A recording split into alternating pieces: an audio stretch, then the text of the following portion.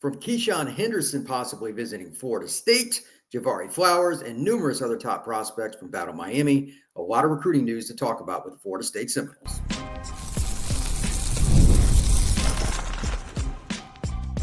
You are Locked On Seminoles, your daily podcast on the Florida State Seminoles. Part of the Locked On Podcast Network, your team every day. Welcome back into Locked On Seminoles. I am your host, Brian Smith, longtime college football recruiting analyst and writer. Thank you for making Locked On Seminoles your first listen each and every day. I truly appreciate you stopping in to talk some Noles with me. Today's show is brought to you by FanDuel. From the opening whistle to the final drive, FanDuel makes the NFL playoffs even more exciting. Right now, new customers can bet $5 and get $300 in bonus bets if you win your first bet. Visit FanDuel.com to get started. Today's show is 100% about recruiting, as the most popular tournament in the country just finished up its first event, and that is Battle Miami. It's probably the number one individual 7-on-7 tournament in the country. Players from Seattle to Miami come to this tournament, and that's why everybody's there. John Garcia, Steve Wiltfong, you name it. There was a recruiting analyst from about every major program for their team sites there. Tom Loy, Andrew Ivins, everybody's hanging out. We're all talking about different guys, Chad Simmons, you name it. And it was just a bonanza of recruiting information. And a lot of the kids are from Florida. So right off the bat, FSU is involved with tons. If you're watching this on YouTube, you're seeing on the side screen, I got Keisean Henderson, JVari Flowers, Tedarius Hughes, Larry Miles. I could have put 50 kids on the sidebar if it fit, because there's so many kids involved with Florida State who are either already committed, like Hughes is, or other players like Keisean Henderson, who might be the top player in 26 that's possibly going to visit Florida State. It's insane. So this is going to be a bit of a round robin all over the place, but I'm going to start with Henderson because he's one of my favorite recruits that I've ever watched at any position, at any time, and he's just a great dude to be around. So let's start with that. He plays at a school just outside of Houston, and it's not a program that's a tradition-rich one, but it is one that is now taking on some pretty top competition. And despite his ridiculous athleticism, Keisean's like 6'3", 6'4". He's just can play any spot athletically. He wants to play quarterback. Well, he's committed to Houston, but everybody's still coming after him. And I was talking to him about it yesterday. He said Florida, Florida State, Georgia, LSU, just off the top of his head, were some of the schools that were now coming after him that originally didn't necessarily like him at QB. But at the same time, they're at least entertaining that option, I guess, looking at it. I'm not shocked by it because I didn't know he could throw the football like that. I needed to see it with my own eyes, and I'm going to put together some reels and some other things. I've posted a few videos on my X handle at FBScout_Florida if you want to go find them, but I need to put together the big one so everybody can watch throw after throw after throw. He's got a really good release, and I think his decision-making's changed. I also think that he's a guy that has more arm strength than I remember from last summer, so that's improved, and he's just a guy that's getting stronger. Keisean is, if you look at him and you didn't know he played football, you'd say he's a guy that plays center field in baseball, or he was like a two-guard in basketball. Like his build is long and lanky. Receiver, free safety is what I think of him in general, like just athletically on a football field. But the way he plays is a lot like some of the great quarterbacks that are mobile and can make plays with their feet or with their arm you've seen in the last 20 years. Pick whichever one you want to go with. Makes guys miss. He can throw on the run. Battle Miami. It's a tournament where you get one blitz per game. For the defense, there was a play I was standing behind Keisean, and the blitz was timed well. They didn't tip it off before the snap. But keep in mind, it's 7-on-7. You don't have any offensive linemen. And he made the guy miss, rolled was right into the defender's credit. He stayed right on his heels, and Keisean threw a bullet to the sideline for a completion. Most kids, A, would have been sacked. B, they would have panicked. And C, they probably would have threw a pick because they didn't have the arm strength and or the accuracy. Schools like Georgia, who are extremely archaic about how they evaluate quarterbacks, looking at him tells you pretty much all you need to know. He would be an A-plus fit for the college game in Gus Malzahn's offense. But again, I don't really know where that's going to go. It's just getting started. A lot of these schools are at least talking to him about it just to see how things go. We'll see how spring ball goes for Keisean, but insane athlete and just a great guy. open-minded about talking about his teammates, wants to promote them. He's the kind of dude you want leading your program. If I had to pick just one guy right now, no matter the position, the state or region, that was the number one player in 26, it would be Henderson. Again, Florida State is involved, and there's a lot of other schools too. We'll see where this goes, but he's a kid that if you have not watched his highlights, go find it. He has an unusual spelling for his first name. It's Kei and then Sean, Henderson. Wow, what a spectacular football player he is. And he did well at Battle Miami. I think he's a guy with as high a ceiling as you're going to see in the class of 26. A guy that I've mentioned on this show before, that I had seen before and I knew Florida State was involved with, is JVari Flowers. He's on the other side of the ball. I love this kid. So does about everybody else. He's a little handsy, like a lot of South Florida DBs, plays in Miami Northwestern, but he is a physical downhill guy. Like I can just tell by the way he plays in 7-on-7, as odd as this may seem, that he will tackle. He is not afraid of anything, and he has incredible hand-eye coordination to get his hand on the football. He had 4 or 5 plays last year where he had a pick 6. Considering the competition that Northwestern plays, the Bulls don't shy away from anybody. And they won state. I'm not surprised that he's so coveted. Oregon, Miami, Florida State, the elite programs in college football history are after him all over the place. But I think those will be 3. And from talking to people, that has not changed. I'd interviewed him a couple of weeks ago, so I didn't try to interview JVari. It was more about evaluation. But I was more impressed with his footwork this week than I was even at Under Armour a few weeks ago in Orlando. I think that this is a guy that could end up being a top 3 corner nationally. And again, physicality matters. In today's game, if you're not willing to come up and take on bigger players, which corners have to do constantly in the screen game, a tight end or an offensive lineman, those are not fun. If you cannot do that, you will not be a top player. This kid does not care. He is going to take on guys taller than him. He's going to take on guys that have more weight than him, whatever. He is a pit bull. So JVari Flowers is a kid to keep in mind. I'm sure Florida State's going to keep coming after him. He likes them a lot. He confirmed that to me a couple of weeks ago when I interviewed him. That's not going to change because Florida State, I'll give them credit, and I'll talk more about this as the show goes on.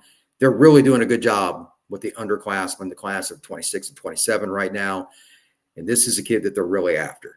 Keep in mind the name JVari Flowers, cornerback out of Miami Northwestern. He's one of the best players in the country and might be the best defensive player in South Florida for this cycle. That's within itself.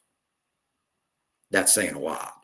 Tedarius Hughes, sticking with the theme of DB in South Florida, committed to the Noles.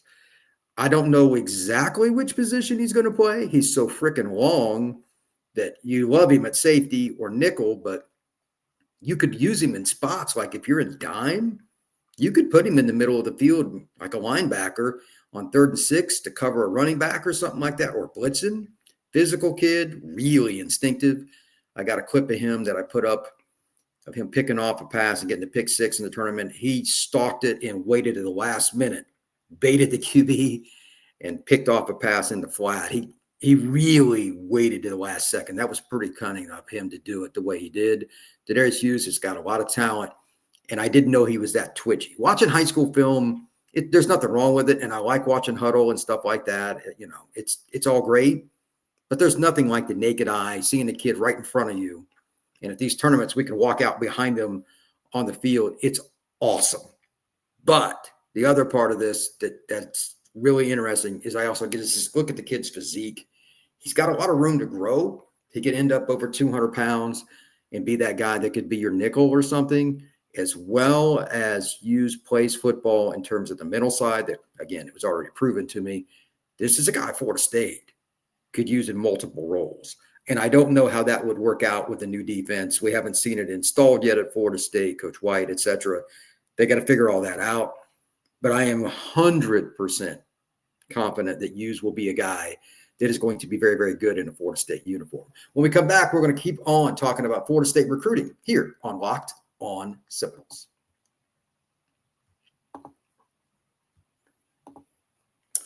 Now it's playoff time, and there's no better way to get in the action with Prizepicks. Prizepicks is the way you need to be checking out things. And last night, just watching the Bills game, I know it was a lot of fun for me. And Prizepicks is the place to get real money on sports action. With over 10 million members and billions in winnings, Prizepicks has changed the game in daily fantasy sports. Whether it's playoffs, regular season, Prizepicks has made it easier than ever to win big while all the action takes place. Here's how it works. You simply pick more or less on two players. I obviously watched the Bills game last night. I think Josh Allen moving forward the game against Kansas City is a great way to do it. Over under on touchdowns or rushing yards. I don't think many people want to get in front of him, so that's something to think about. So with your pick, you could hit up to 1,000 times your cash. That's right, 1,000 times your money, just by making a few simple picks. Ready to run your game this football season? Download the app today and use code LOCKEDONCollege to get $50 off instantly. So you get your first play for $5. That's right, $50 just for playing. Don't wait. Take your game to the next level with Prizepicks. Prizepicks, run your game.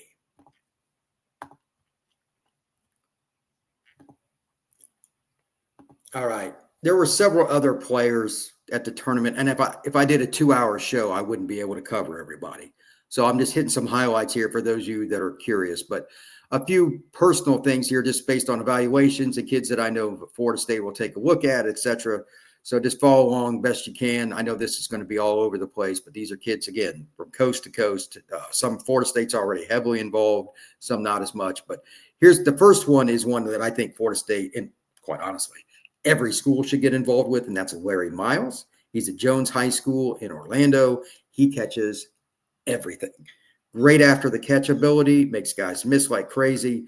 And it's ironic because he's Darian Coleman's top target moving forward, and Darian's committed to the University of Miami, but that hasn't stopped Florida State or Florida or Miami from competing for kids from schools in the past, and that's got to change now. If Florida State doesn't go after Larry Miles, that would be a mistake in my eyes. He is an elite target. And again, hands are great, after the catch ability is great, and he's used to top competition. I think that's a prospect that Florida State should really, really go after. I talked about Tedarius Hughes, the defensive back, and there's several other guys that are involved with Florida State that are DBs, and I know this one's kind of a weird deal. Watching Jalen Waters, who was committed to Florida State at one point, I really, really liked what he could do. I'm curious to see if Florida State comes back around on him. That's a young man that has incredible athleticism. I don't know what the situation is, if they're still talking to him. Just wanted to mention it, that he is ridiculous in terms of his upside. He's not a finished product by any means.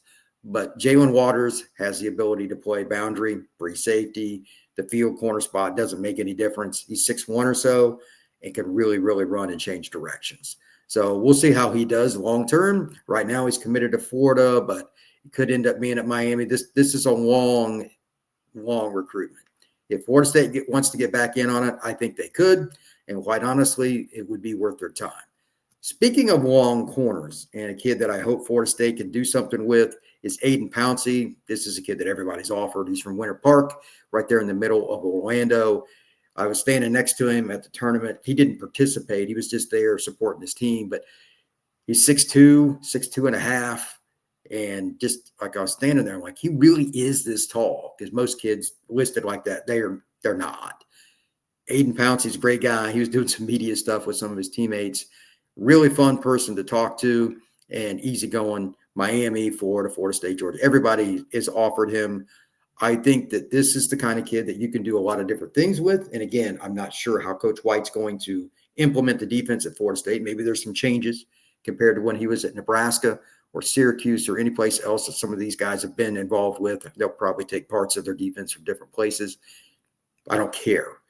Aiden Pouncey, I'd seen him play enough, and standing next to him again, just a reminder of how tall he is really, really important. You've got to have length in these defenses today because the offenses are so prolific. You need every deflection you can get to slow them down. Pouncey's that kind of kid. And by the way, just great dude to be around. DJ Williams, Carrollwood Day, he plays for Team Tampa. He's a kid that you can play a corner or safety, doesn't really matter. Florida State would do well to get him on campus. He mentioned he's got trips going to the Midwest, Missouri and Kansas coming up. Miami and several other schools are involved. I'm curious to see if Florida State ends up being a player with him. Another tremendous kid, great parents. Everybody around him is just a really good dude. I think that's somebody to keep in mind. It's always good to get guys from Tampa and Orlando and Central Florida, Lakeland, whatever it may be, because it's just easier to keep those kids on campus once you sign them because they're from the state of Florida. Just something to think about. If you're going to leave the state for a corner, and this is a kid that Florida State has been after, Hayward Howard, he's a kid from New Orleans. This is a DB to watch. He's got a lot of upside. I really like his ability as a kid that can play free safety or corner. Don't care. Again, I don't know what system that Florida State's going to run, but Howard can play corner and be fine, but he's athletic and gifted enough. I think most kids want to learn more than one position anyway. Howard's a guy that you should remember the name. Florida State's been involved with him, and it's a kid that knows a lot about Florida State's kind of followed him. That's a kid to remember. I don't know what his timeline is, but I do know that Florida State will be involved. Back in the state of Florida, Derrek Cooper, this is somebody that I will probably talk about until he signs, and we'll be talking about until he gets done in his NFL career. Plays down at Chaminade Madonna, running back and linebacker. He's about 205 pounds right now. I did not know that Coop could play slot like he did. He was catching the ball. I mean, running backs aren't normally that efficient, obviously, in 7-on-7. Coop can run some routes. He's got hands. He has the ability to make guys miss, which I knew, but the physique and at 205 pounds for him to move the way he did, I can see why Florida State's making a concerted effort to get him on campus and make him a part of the program. Georgia and Miami will most likely continue to be the biggest competition for Florida State or any other school that tries to get involved with Cooper, but he is listening and he is on the market with Florida State. That's somebody to think about. A couple other guys just in general to talk about. The guy that maybe impressed me the most as a route runner, I don't know if Florida State will be involved. I just want to give him his props because the kid is just a natural born killer as a wide receiver. Caden Dixon-Wyatt, shocker. He plays at Modern Day out in L.A. He's got a visit coming up to Oregon. If Florida State's going to expand again and be an elite program, every now and then you got to steal a kid like this. Bobby Bowden did it. I'm not saying Florida State's even involved. I only talked to him for about 10 seconds because he's an all business kind of guy, but he said he's got a visit coming up to Oregon on the 25th. And, that's great. But that is a tremendous football player. Wherever he ends up, somebody's going to get a big time dude. Kind of going over the list just in general, moving ahead too. Class of 27, quarterback Malachi Ziegler. Florida State has been all over Louisiana. And there's two of the top 10 players, arguably, in that class. Could be Ziegler, along with another quarterback. I don't know what's going on in Louisiana with quarterbacks right now, but it is what it is. There are several different guys that are really, really good, but there's a kid named Elijah Haven who's from Baton Rouge. He might be the number one overall player. Well, LSU's not going to get more than one. And Ziegler is a kid from Benton, Louisiana. FSU's recruited that state really heavy this cycle. That might be a kid to keep in mind. He was tremendous. He plays for Flo. It's a 7-on-7 team based out of Louisiana. Great kid, open-minded on where he goes to school. He will be a national recruit. I also liked several other guys kind of looking around the country at all these kids that are coming everywhere. Which one's the best? Feaster. Again, if you're going to steal a kid, Texas, Florida State's always gotten a few kids out of Texas. Feaster plays just outside of Dallas and at DeSoto. Maybe the best receiver in the 27 class. I would take him right now if he was part of the 25 class. He's put together, tremendous route runner, understands zone. Every school in the country has offered him. He's going to visit LSU, Texas A&M this spring. But again, he's only a junior. Tremendous football player. Cole Bergeron, another quarterback from Louisiana. He will end up at a school somewhere. I don't know where, but that state is just loaded with quarterbacks. He'd probably like to go to LSU, but I don't think they're going to take him. Somebody's going to get a steal with that kid. Looking at a few of the other kids around the country. Brody O'Keefe, speaking of wide receivers, he's a kid from Charlotte. He's got offers from about everybody. Really good route runner, and he has really good timing at the catch point. He doesn't just jump up and just hope. He knows when to go up to get the ball. That's a really good athlete. I think that's a kid to watch. I wouldn't be surprised if Florida State got involved. They've always recruited the state of North Carolina pretty well. Remember the name Brody O'Keefe. I'm not sure where they are with some of these other kids, but these are just really good players. Braden Robinson can absolutely fly, one of the fastest players in the country. He's at Red Oak, which is a school on the edge of Dallas. He's only a 5'8", 5'9", but we're talking about a guy that is a world-class track athlete. As a slot, which Florida State needs, that would be a huge addition. He's got programs all over, including Ohio State, Oregon, Notre Dame, SMU, etc. I think he's going to be a tremendous football player. Well, he already is, to be honest. Tylan Wilson, this is a kid that I'd seen last year when I went to see Deuce Knight play. He's a safety out of Mississippi. Florida State is one of many schools that has been after him, but he's from Pascagoula. Texas A&M, Mississippi State, Clemson, and several other programs are involved with him. Tylan is as good a safety prospect, I think, just from a natural. This is what I am. I'm a safety, as there is any player in the class of 2026. Mississippi is a state that Florida State has tinkered with for 40 years. They've always got like one kid a year, it seems like, out of there. But it's hard to get some of those kids because LSU recruits it hard, and so does Bama. Obviously, top competition. And Kirby Smart and Georgia and Auburn, et cetera. There's a lot of competition for those kids. And now Ole Miss is involved with a lot of those guys that they just used to not be able to keep home. But if you're going to make the effort, Wilson is one of the best players in the country. And I'd seen him play before. Nothing I saw from this tournament told me that he wasn't an elite player once again. Adding in just one more guy to talk about a little bit. Let's talk about Jaden O'Neal. Florida State was a school that was involved at some point. I'm sure, if the Oklahoma thing falls through, just want to throw it out as another quarterback possibility. Who knows how the quarterback cycle is going to work out. He's got some mobility, but he is a tremendous pocket quarterback first. I don't think that's a great fit for Gus Malzahn, but he could run some of that stuff, and he has got a gun. He's from the greater LA area, and he's a great kid, big body guy. I think he's going to be somebody to kind of watch out for a long time. I don't know where he's going to end up. I'm a little weary on whether or not Oklahoma is going to make it, but we'll see how that goes. This has been Locked On Seminoles, and appreciate you kind of hanging out with me today. I know I'm on the road right now. I'm in South Florida. I won't be back home for a few days, but I'll keep everything updated. Anything that breaks on recruiting or anything else in regards to the big news, I'll talk about that. I'm going to do a preview of the kid that committed to Florida State over the weekend when I get back home, but I want to watch his film and talk to some people first. I'll get to it, but he's class of 27. We got plenty of time to talk about him as well. Thank you once again for making Locked On Seminoles your first listen each and every day. I truly appreciate you stopping and talk some Noles with me. I will talk to you all again very soon.